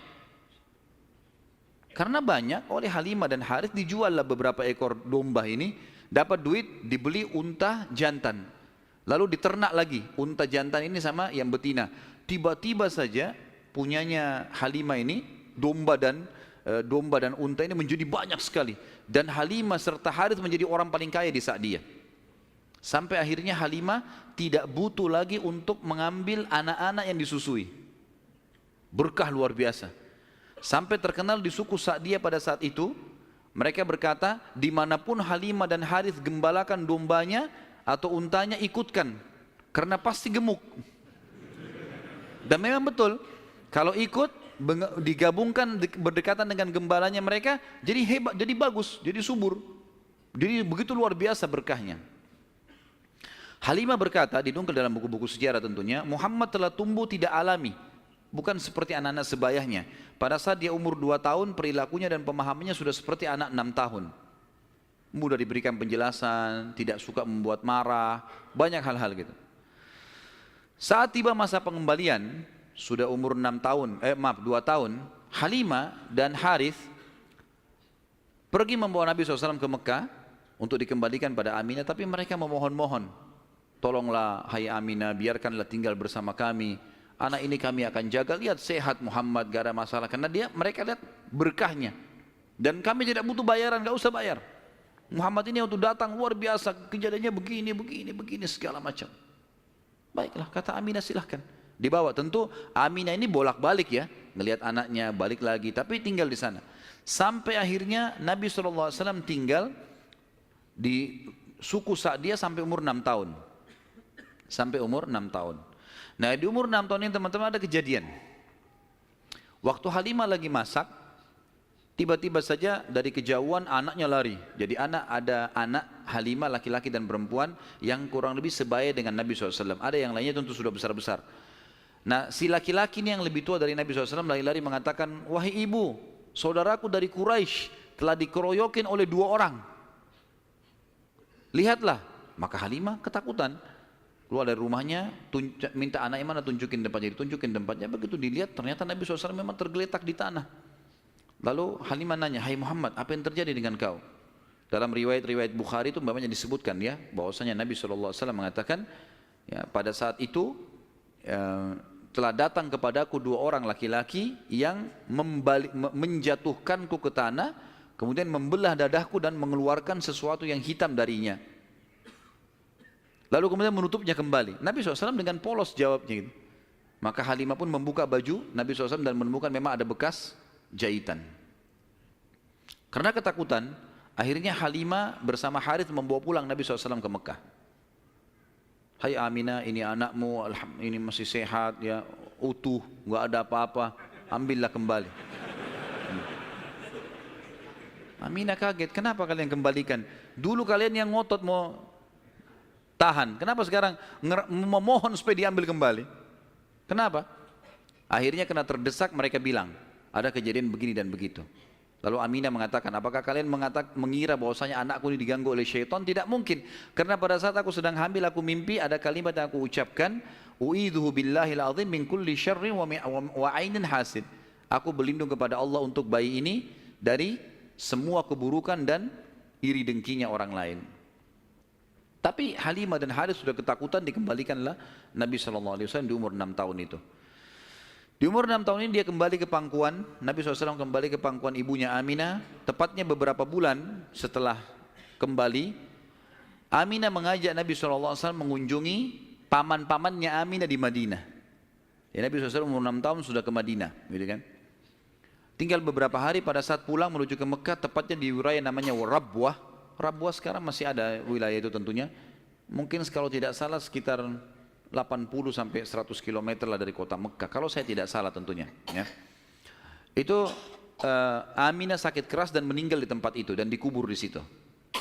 Lalu Nabi SAW dibawa pulang ke Mekah oleh pembantunya Aminah dan diserahkan kepada kakeknya Abdul Muttalib. Dan Abdul Muttalib ini memelihara Nabi SAW dari umur 6 tahun sampai 8 tahun, 2 tahun. Di sini Nabi SAW belajar banyak sekali dari Abdul Muttalib, belajar kepemimpinan. Karena Abdul Muttalib ini pemimpin pada saat itu. Nabi SAW selalu di mana kakeknya, di situ dia. Terutama di majlis di Darun Nadwah. Setiap kali duduk, selalu dilihat bagaimana dipecahin masalah. Dan Abdul Muttalib ini memiliki sebuah tempat duduk yang tidak boleh ada orang duduk situ, termasuk anak-anaknya. Paman-paman Nabi SAW semua tidak boleh duduk. Tapi Nabi SAW setiap hari kalau datang lebih dulu dari kakeknya, dia duduk di kursi situ. Umur 8 tahun. Setiap kali paman-pamannya usir, dia suruh pindahin karena dianggap anak kecil. Nabi SAW mengeluh sama kakeknya. Ini paman-paman saya larang saya. Maka Abdul Muttalib mengatakan, jangan larang anak ini, biarkan dia duduk di sini. Yang lain tidak boleh kecuali dia. Maka kata ahli sejarah, Nabi SAW belajar banyak sekali hal, diantaranya bagaimana dia menjadi tokoh masyarakat. Baru 6 sampai 8 tahun ya. Di umur 8 tahun meninggallah Abdul Muttalib, kakek Nabi SAW. Kemudian diambil alih dan dipelihara oleh pamannya Abu Talib. Dan Abu Talib memelihara Nabi SAW dari umur 8 tahun sampai Nabi SAW mandiri. Sebenarnya tinggal serumah dengan Abu Talib sampai menikah, sampai umur 25 tahun. Tapi Nabi SAW waktu itu mulai 8 tahun, karena Abu Talib ini pamannya orang miskin, maka beliau pun akhirnya niat ingin membantu. Abu Talib sering kali dititipkan amanah gembalaan domba oleh masyarakat Mekah, maka Nabi SAW pun mengambil alih dan memelihara domba-domba itu, datang ke padang pasir, digembalakan. Dan ini teman-teman sekalian perlu digarisbawahi, memang semua nabi-nabi dengan hikmah Allah memang dibuat atau di awal-awal umur mereka sebelum dinobatkan jadi nabi mengembala domba. Kata Nabi SAW, tidak ada seorang nabi pun kecuali menjadi pengembala domba sebelum masa penobatan. Sebagian ulama tentu membahas masalah domba ini karena domba-domba ini hewan-hewan yang lembut, kalau mereka makan mereka tidak rebutan, artinya mereka mengelompok di padang pasir. Dan pada saat lagi nunggu gembala, orang pengembala ini bisa bertafakur, melihat langit luas, menunggu berjam-jam. Jadi itu juga ada di antara hikmahnya. Nabi SAW ini mengembala teman-teman sekalian dari umur 8 tahun sampai umur 21 tahun. Mengembala domba. Ya. Ini umur di mana Nabi SAW pada saat itu mengembala atau menjaga gembalaan ini. Tentu di atas umur 21 tahun, baginda Nabi SAW sudah mulai terjun ke bisnis. Sudah mulai terjun ke bisnis, meninggalkan gembala domba, kemudian mulai berusaha. Di antara yang dilakukan oleh Nabi SAW adalah membeli beberapa produk di pasar Ukaz, pasar khasnya orang Mekah. Ya. Kalau yang saya pernah kumpulkan informasi, kalau tidak salah memang lokasinya di pasar Seng dulu itu. Tapi sekarang pasar sini juga sudah dihancurin ya. Dan teman-teman yang belum pernah ke sana belum tahu, tapi yang sudah berangkat dulu tahu. Di situ sudah terkenal pasar dari dulu, tapi sekarang sudah diratakan jadi jalanan dan bangunan. Nabi SAW mulai di umur 21 tahun berdagang, dan di hari pertama beliau berdagang, beliau mengambil barang-barang kemudian beliau menjualnya. Ada satu orang yang datang membeli dagangan Nabi SAW, membeli dagangan Nabi SAW. Orang ini dari luar Mekah. Dia datang, ini umur Nabi sudah 21 tahun ya, sudah tinggalin gembalaan, sekarang mulai masuk bisnis. Pada saat Nabi SAW transaksi sama orang ini mengatakan, ini saya bayar cash, hai Muhammad, saya titipin barangnya. Setelah tawaf, saya akan ambil. Orang ini umroh, gitu kan. Tentu dengan cara umroh pada saat itu ya, mereka sambil menyembah berhala dan seterusnya. Ini syariat Nabi Ibrahim yang masih tertinggal. Ternyata orang ini setelah selesai umrah, dia pulang ke kampungnya, dia lupa kalau dia sudah transaksi dengan seorang masyarakat Mekah bernama Muhammad sallallahu alaihi wasallam. Maka orang ini pulang ke kampungnya, 3 hari kemudian baru diingat sama dia. Dia ingat dia transaksi. Kalau tidak salah bahkan kampungnya orang ini 3 hari dari Mekah. Jadi 3 hari pergi, dia setelah 3 hari perjalanan tiba di kampungnya, 3 hari kemudian baru ingat, sudah 6 hari. 3 hari lagi kembali ke Mekah, 9 hari. Begitu tiba di Mekah, dia buru-buru ke pasar Ukaz, dia kaget melihat Nabi SAW dalam kondisi yang sama. Menjaga barangnya, tidak bergerak di situ terus. Waktu itu belum ada penyumbatan jadi Nabi ya, belum ada syariat, belum ada apa-apa. Lalu orang itu bertanya, hai Muhammad, apakah kau menunggu dari pertama saya terhadap kamu barang ini? Dia bilang iya, karena anda mengatakan suruh tunggu. Gara-gara itu keluar julukan Muhammad Al-Amin, orang yang paling bisa terpercaya. Ternyata subhanallah, kejadian ini membuat satu Mekah tersebar, bahkan banyak di wilayah-wilayah sekitar Jazirah terkenal, ada orang di Mekah yang bisa dipercaya namanya Muhammad. Akhirnya orang-orang Mekah pada datang mengamanahkan titipan-titipannya. Dan semenjak itu Nabi SAW menjadi pedagang yang sangat sukses. Salah satu strategi dagang Nabi SAW adalah setiap orang titipin macam-macam. Jadi sekian banyak orang menitip. Termasuk yang menitip sama beliau adalah Khadijah, seorang pedagang, seorang janda kaya yang memang memiliki harta. Dan Nabi SAW punya strategi dagang. Dagangnya adalah beliau mengambil uang-uang titipan orang di Mekah, lalu ditransaksikan, beli produk Mekah. Apa saja produk Mekah? Semua pedagang pada saat itu tidak terkecuali, semuanya mereka bawa emas, mereka bawa perak ke negeri Syam, baru mereka beli barang dari negeri Syam, dibawa ke Mekah baru transaksi. Jadi cuma 1 kali transaksi saja. Nabi SAW tidak. Uang itu semua dijadikan barang dari Mekah, dibeli semua barang-barang Mekah, dibawa ke negeri Syam. Barang-barang ini dijual di negeri Syam. Laku, dibelikan barang di negeri Syam, dibawa ke Mekah. Jadi double untungnya. Karena ini teman-teman sekalian, Nabi SAW menjadi pada saat itu salah satu orang terkayanya Mekah. Dan ini sekaligus membantah statement para orientalis mengatakan Muhammad, kita tentu mengatakan SAW, menikah dengan janda kaya karena dia miskin. Ini salah sekali. Karena Nabi SAW di fase dari 21 tahun sampai 25 tahun menikah dengan Khadijah itu sudah menjadi pengusaha yang sukses. Makanya beliau pada saat menikah dengan Khadijah, maharnya 20 ekor unta. 1 unta ratusan juta jumlahnya, harganya. Anggap kita hitung 100 juta saja, kalau 20 berarti 2 miliar. Ada antum sini melamar 2 miliar? Paling perangkat sholat. Jangan tersinggung. Jadi Nabi SAW melamar Khadijah dengan 20 ekor unta. Ini dusta orang kalau mengatakan Nabi SAW orang miskin. Dari mana? Pengusaha sukses, gitu kan? Dan waktu itu umurnya masih 25 tahun.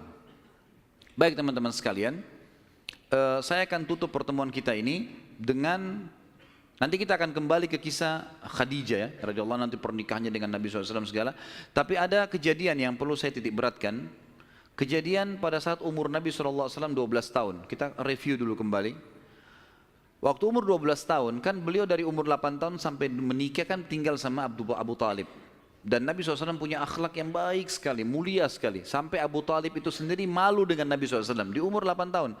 Anaknya Abu Talib banyak. Kalau istrinya Abu Talib lagi siapin makan, anak-anaknya pada berebut. Nabi SAW duduk di pojok rumah. Enggak sama sekali. Enggak berebut. Nanti kalau selesai makan ada sisanya beliau makan. Sallallahu alaihi wasallam. Punya akhlak yang mulia dari masih kecil. Sampai Abu Talib bilang sama istrinya, khusus untuk Muhammad sisipkan makanan.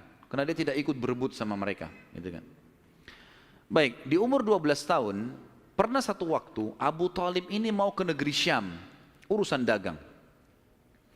Pertama kalinya Nabi SAW, biasanya Nabi ini selalu pemalu, nggak banyak minta dan nuntut ke pamannya. Khusus pada saat itu Nabi SAW bergantung di bajunya Abu Talib, nggak mau lepasin. Pokoknya dia mau ikut. Abu Talib heran, nggak pernah Nabi SAW berperilaku begini. Musyawarah sama istrinya, nggak pernah Muhammad begini. Kenapa seperti ini? Pasti ada sesuatu gitu. Maka setelah musyawarah, kayaknya dibawa aja deh. Dibawalah ke negeri Syam. Pergilah Nabi SAW bersama dengan Abu Talib dan kafilahnya. Pada saat mau tiba di negeri Syam, sebelum tiba di negeri Syam, kafilah ini melewatin sebuah gereja teman-teman sekalian, dan di situ ada satu pendeta bernama Bahira. Dan ini riwayat Bukhari Muslim menceritakan masalah itu ya. Dan sampai sekarang di negeri Syam masih ada puing-puingnya gerejanya Bahira ini. Pada saat itu di zaman Nabi SAW ada gereja ini dan sampai sekarang masih ada sisa puingnya. Saya pernah lihat cuplikannya sendiri, ada sisa puingnya di negeri Syam. Tepatnya di Syria ya. Kemudian teman-teman sekalian, pada saat melewatin kafilah ini melewatin gereja, si Bahira ini kepala pendeta di gereja itu memang lagi nunggu informasi tentang Nabi terakhir nih. Dia ngeliat-liat di jendela gerejanya, setiap kafilah lewat dilihat sama dia, terutama yang dari Jazirah Arab.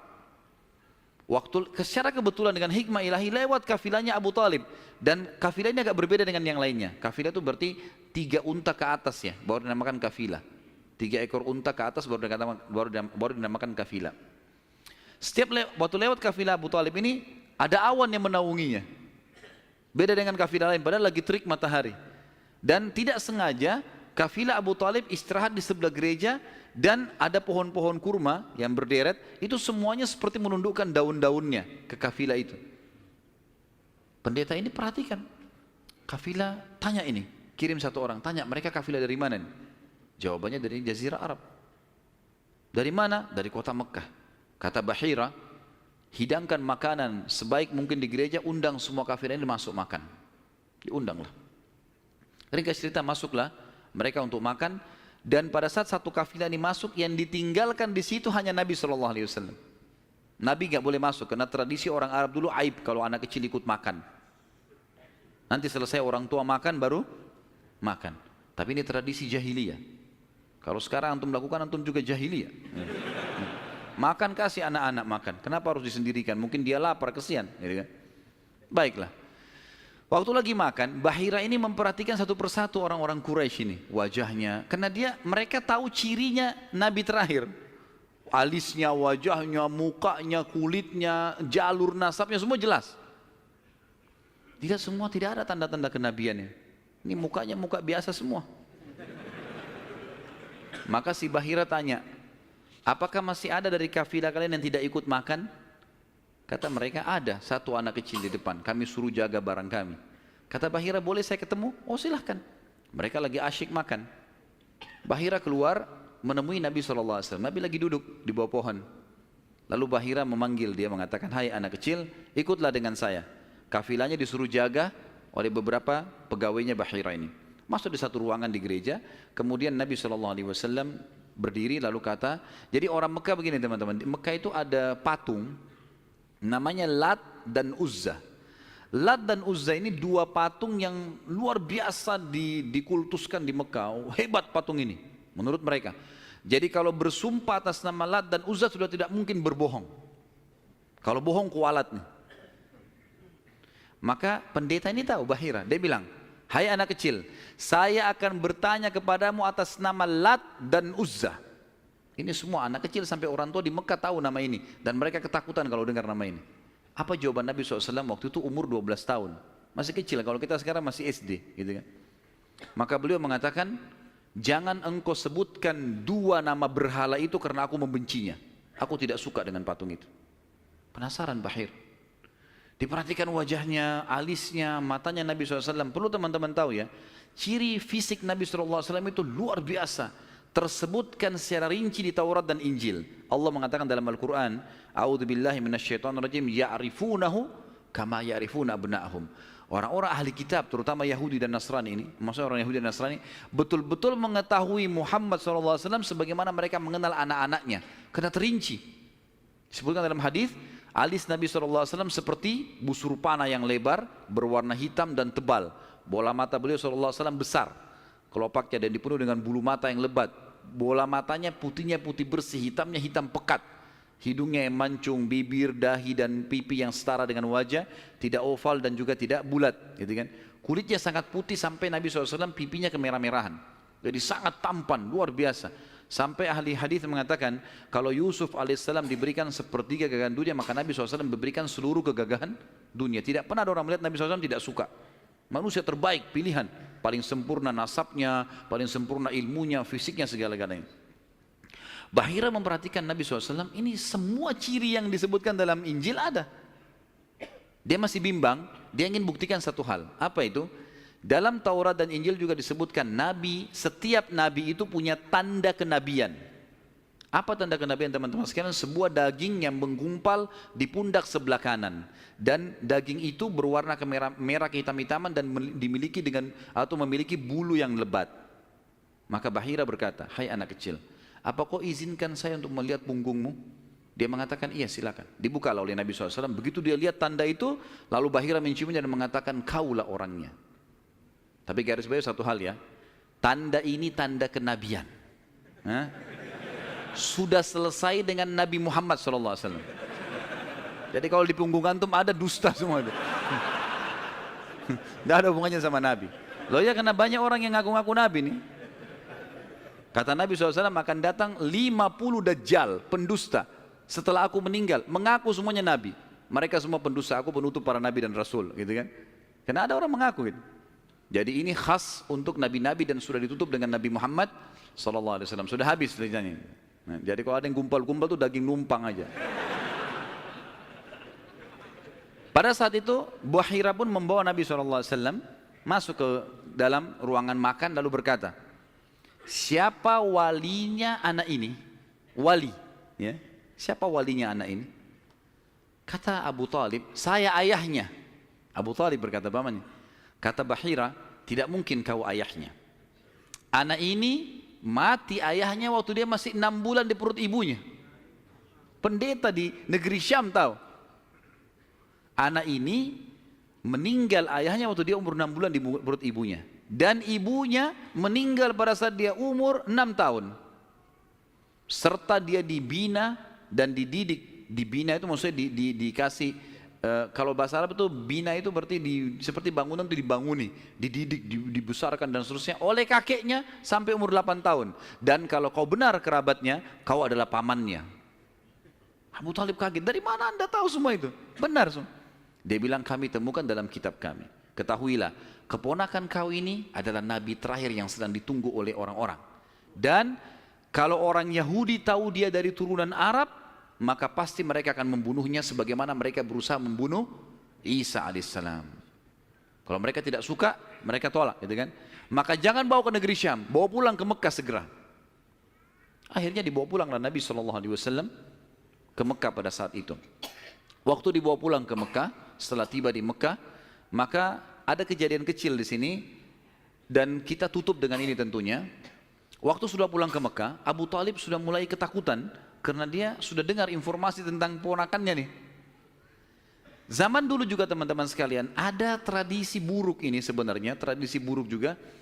Seringkali dukun-dukun dan peramal ini menjual jasa. Mereka datangin negeri-negeri atau kota-kota, tawarin jasa. Datang, tancapin kemah, kemudian mereka jual jasa. Ayo siapa yang mau diramal, bayar. Gitu kan? Seperti itulah. Waktu itu pas Abu Talib tiba di Mekah, pas peramal-peramal lagi masuk di Mekah. Maka orang-orang Mekah bawa anaknya, suruh ramal. Lihat mukanya, lihat tangannya, lihat segala macam. Pada saat itu teman-teman sekalian, Abu Talib ingin mengetes. Dia bawa Nabi SAW, dicari sama dia, mana pimpinannya dukun nih, peramal-peramal nih. Ditemukan lalu dibawalah Nabi SAW waktu masih kecil, umur 12 tahun tadi dibawa. Terus pimpinan peramal itu dalam kisah, dalam buku-buku sejarah disebutkan memandang Nabi SAW dengan pandangan yang sangat tajam. Dan dia tidak bicara apa-apa. Dia mengatakan, tahan anak ini. Lalu dia masuk ke kemahnya. Kemungkinan dia bicara sama dukun, sama setan-setannya nih. Makan dukun.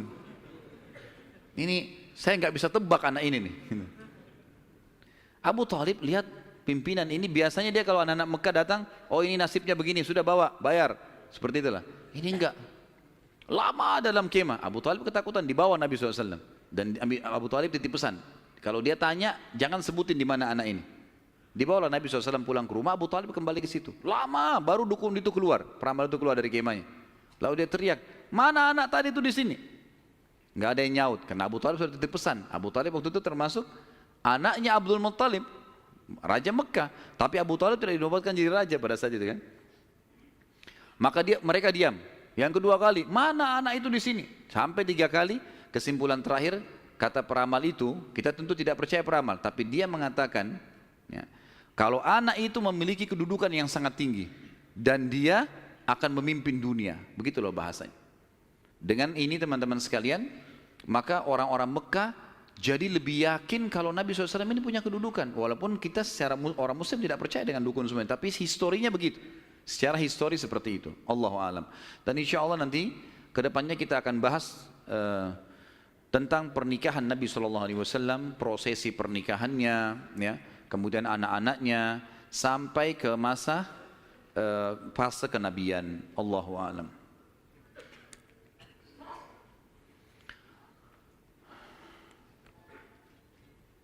Saya akan baca pertanyaan dan saya berharap pertanyaan sesuai dengan tema teman-teman sekalian. Dan tolong saya datang jauh-jauh ke sini bukan untuk dites, ya. Jadi nggak usah ngetes-ngetes. Nah, kalau antum sudah tahu, alhamdulillah, bawa ilmunya pulang. Nah. Jadi tanya yang tidak mengerti. Kalau sudah ngerti nggak usah tanya. Nah. Apakah riwayat yang mengatakan bahwa Hamzah radhiyallahu anhu seumuran dengan Rasulullah SAW itu salah? Karena dari riwayat yang antum ceritakan Hamzah lebih tua dari Abdullah. Mohon penjelasan riwayat-riwayatnya. Yang dimaksud dalam riwayat Nabi SAW sebaya, bukan seumur dengan Hamzah. Sebaya, orang-orang Arab itu membahasakan sebaya itu seperti orang yang setara postur tubuhnya, ya, dekat paras wajahnya. Jadi bukan masalah umur. Karena jelas sekali anak Abu Talib, Abdul Muttalib yang paling musuh Abdullah. Hamzah kakaknya memang, kakak Abdullah, gitu kan. Ya itu dimaksud dengan sebaya. Makanya waktu Hamzah terbunuh di perang Uhud itu memang diceritakan sudah tua, gitu kan? Radhiyallahu anhum. Kalau Nasrani dulu beriman, tapi kok sekarang tidak beriman kepada Allah? Tanya mereka. Hah? Kenapa tanya saya? Hah? Salah pertanyaan ini. Kenapa sekarang tidak beriman kan gitu? Baiklah. Saya berikan gambaran saja, mudah-mudahan masuk. Orang-orang Nasrani, di antara tafsir Al-Fatihah yang disebutkan oleh Ibnu Abbas radhiyallahu anhu, ghairil maghdubi alaihim waladdallin, bukan orang-orang yang kau murkahi ya Allah dan bukan orang-orang yang sesat.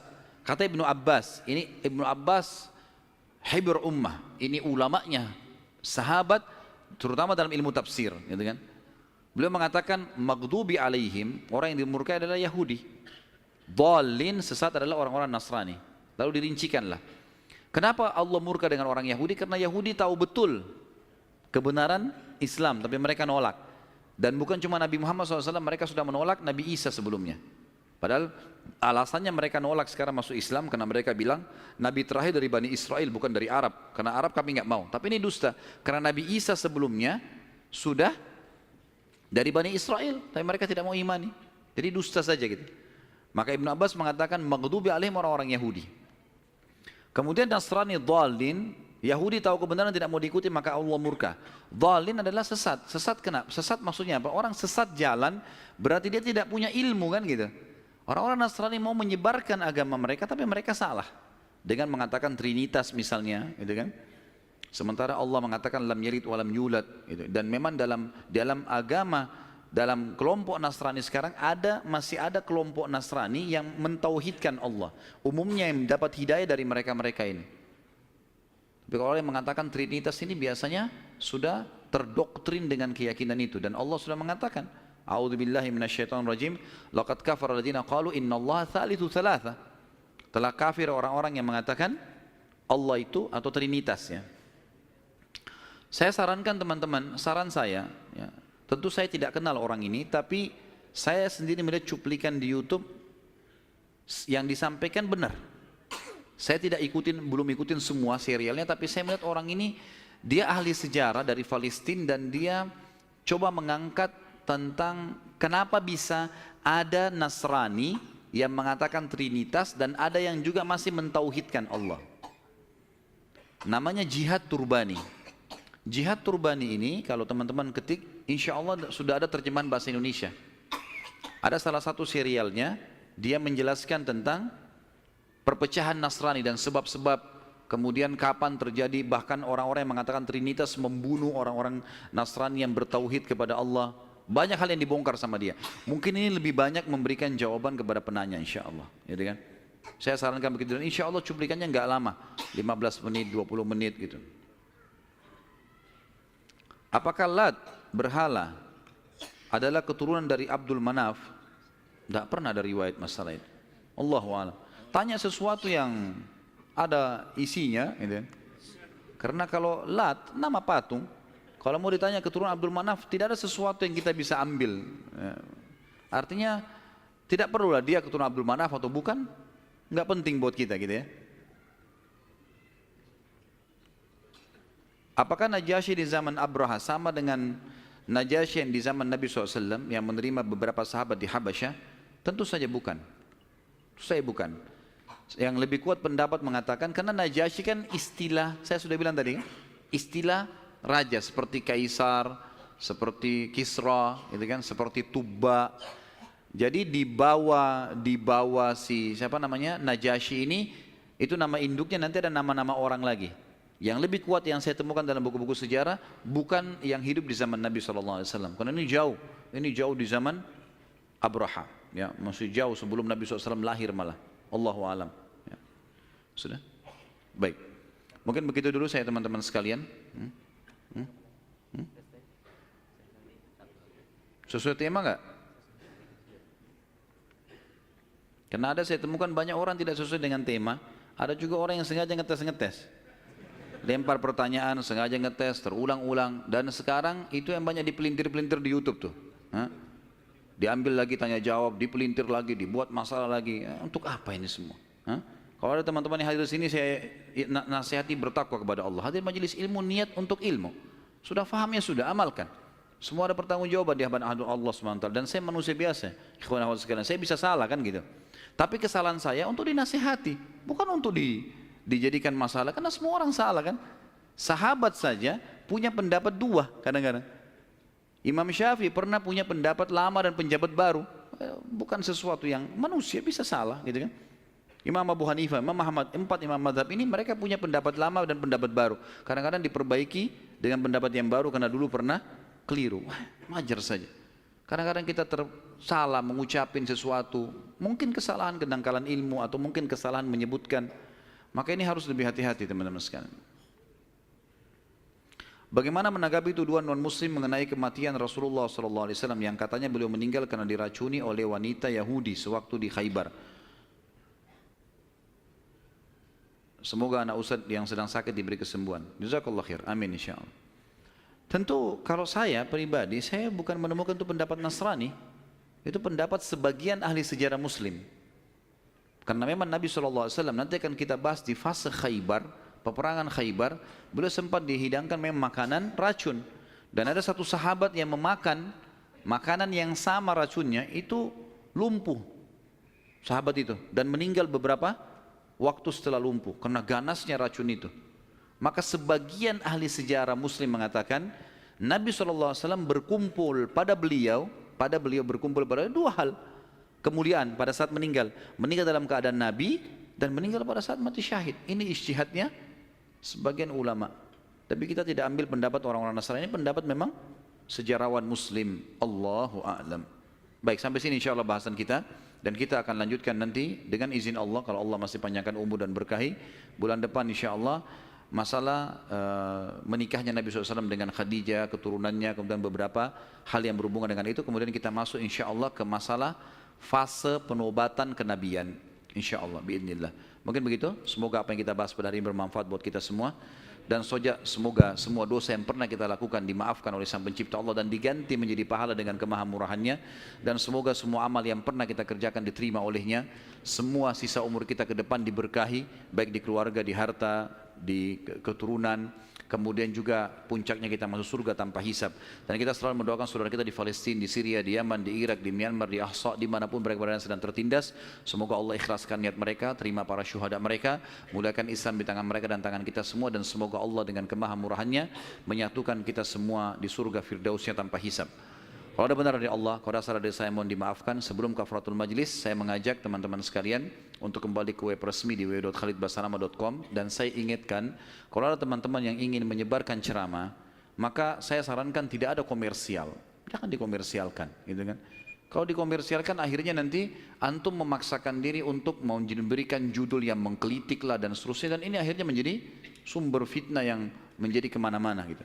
Jadi ada satu orang bahkan sempat memasukkan email ke tim kami lalu mengatakan, kenapa Ustadz sekarang menahan ceramah-ceramah ini? Apakah Ustadz lebih mendahulukan dunia daripada akhirat? Gara-gara dianya mengomersialkan ceramah ini. Kemudian kami tahan komersial itu, tidak boleh lagi dikomersialkan. Kalau tim kami yang mengomersialkan itu hak, karena kita yang shooting, kita yang segalanya, itu hak umum saja, tidak ada pelanggaran agama. Tapi teman-teman ini mengomersialkan, lalu kemudian dia bersangka buruk, gitu. Mengatakan saya sudah mengupload sekian ratus ceramah, lalu ada si fulan sekian ratus ceramah, sekian bulan, kenapa harus ditahan? Gitu. Kami nggak tahan, asal tidak dikomersialkan. Tapi komersial melanggar akad, kan gitu. Jadi tidak boleh sama sekali teman-teman sekalian. Cukup dengarkan, sebarkan sebagai hal yang bermanfaat. Kemudian juga insya Allah besok subuh biidznillah kita akan bahas buku, bedah buku judulnya Akibat Makanan Haram. Dan teman-teman bisa temukan bukunya insya Allah dengan panitia masjid. Itu buku kecil dan insya Allah kita akan bahas secara terinci. Mudah-mudahan Allah mudahkan, insya Allah kita selesaikan juga. Dan temanya sudah diangkat sebenarnya di YouTube. Kemarin tablik akbar di Makassar sekitar 2 jam lebih. Tapi besok mungkin karena waktu kita kepepet, saya akan masuk ke poin-poin intinya. Allahu a'lam. Subhanakallahumma wa bihamdika asyhadu an la ilaha illallah astaghfirullah wa atubu ilaih. Wassalamualaikum warahmatullahi wabarakatuh.